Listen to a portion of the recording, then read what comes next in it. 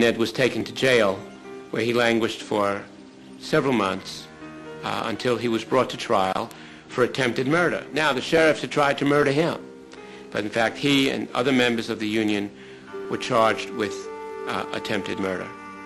And Ned was convicted and sentenced to 12 years in the state penitentiary. My grandfather was courageous. He was courageous, and all he was trying to do was make life better for everyone. Not only his family, not only his brothers and his sisters, and for his wife and his children, but he wanted to see life better for everyone, whether they were white or black. And if he had to spend the 12 years in jail, he would say, so be it, I'll do it, for it to be a difference.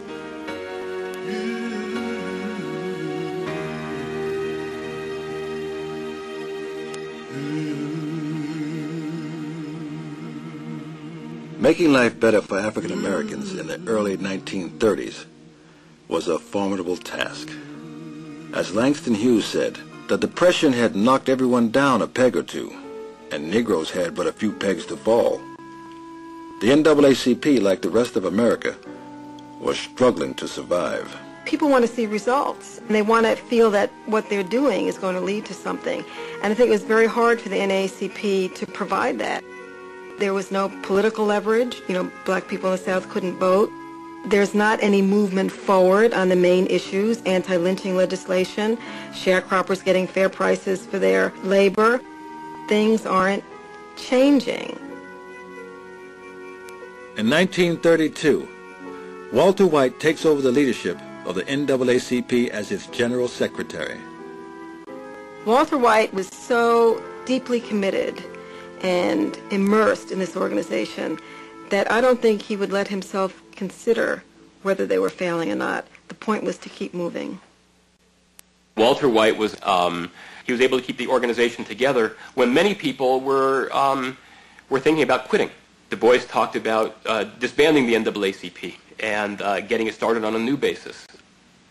There was a fair amount of distrust for Walter White from many people on the NAACP staff. Du Bois, chief among them. Walter White was a sort of administrator who liked to keep his fingers on everything, including the crisis, which he believed was not reflecting the work of the NAACP so much as reflecting the beliefs and opinions of W.E.B. Du Bois. This was Du Bois's vehicle for making known his views. It broadcast a variety of opinions on important questions of the day, such as what should the Negro's attitude be toward Marxism. Walter White was not so much concerned about many of these theoretical questions as he was concerned with making sure that the crisis covered what the NAACP was doing. In 1931, he made a play to get control of the crisis, which was something that Du Bois was aghast at.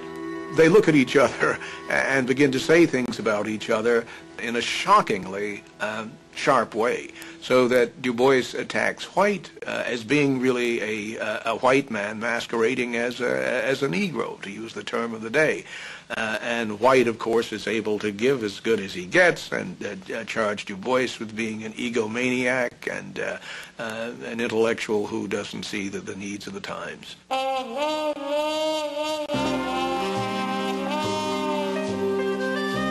For the great majority of Americans, the single overriding fact is the Great Depression and the need to combat that depression, the need to get the American economy rolling again.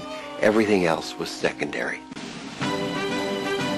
In 1933, a new president, Franklin Delano Roosevelt, was elected.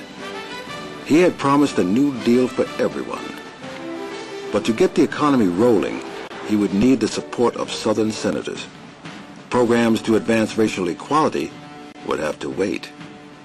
But for W.E.B. Du Bois, waiting was not an option.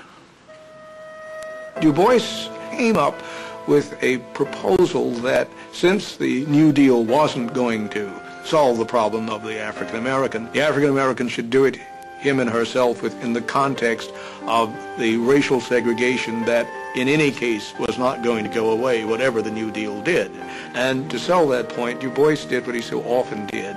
He made it so controversial that you would have to address it by writing 3 editorials using the word segregation and separation.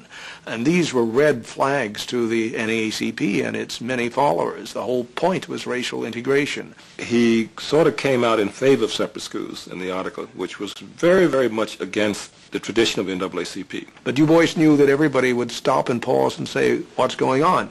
But in fact, they stopped and they were so shaken that they didn't find out really what was going on. This would have been like Du Bois writing an editorial using the word nigger. I know that this article will forthwith be interpreted by certain illiterate nitwits as a plea for segregated Negro schools. It is not.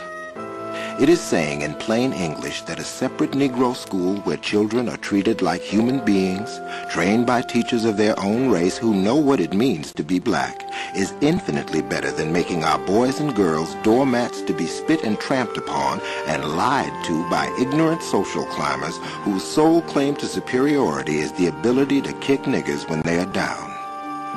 W.E.B. Du Bois. Du Bois was being pragmatic. Do you accept the separate equality? The Supreme Court isn't going to do anything about it, he thought, for 50 years. What Du Bois was trying to say in that article was that, look, integration is important, but there's something more important than integration, and that is the education of African American children and their welfare. See, the thing to remember here is Du Bois believed that African American teachers were quite capable of teaching African American kids. The resources weren't there, but the teachers were there. My first grade teacher in a wooden frame school, believe it or not, used to have all the black kids in the first grade.